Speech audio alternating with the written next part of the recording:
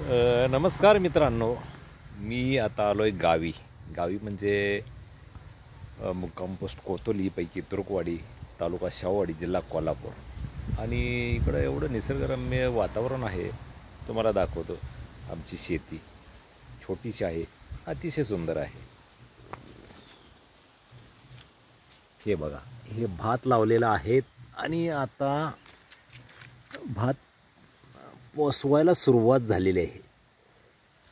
आमच्या गावरान भाषेत भात पोसवणे असं म्हणतात इकडे कोल्हापूरच्या भाषेमध्ये. तर हे असं हिरवंगार शेत आहे सगळं भाताचं.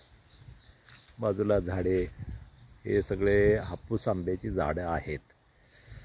आणि उन्हाळ्यामध्ये मस्तपैकी इकडे आंबे येतात. पण इकडं आंबे आले तर यातले 70 ते 80% वांडर खाऊन जातात, नासधूस करतात. असू दे, काय हरकत नाही. ते पण जंगली जीव आहे, प्राणी आहेत, त्यांनाही मिळालं पाहिजे. त्यामुळं आम्ही ते आंब्याचा जास्त विचार करत नाही. आता हे छोटंसं एक चिकूचं झाड आहे.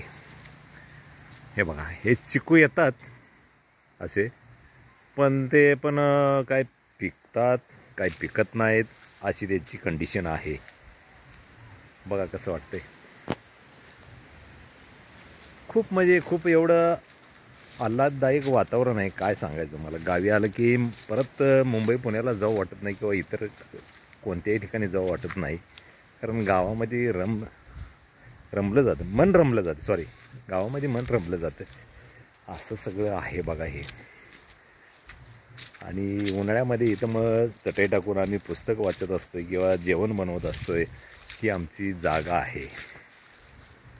स्पॉट त्याला म्हणतात, निसर्गरम्य स्पॉट असं आहे ते. आणि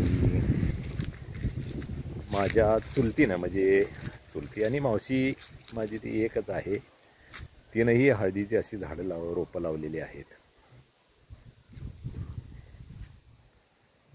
खूप म्हणजे खूप ह्या हिरव्या निसर्गाच्या पुढं आहे ना, काहीच नाही हो. एक नंबर. सर्वांना आवडेल असं हा निसर्ग आहे. धन्यवाद. थँक्यू.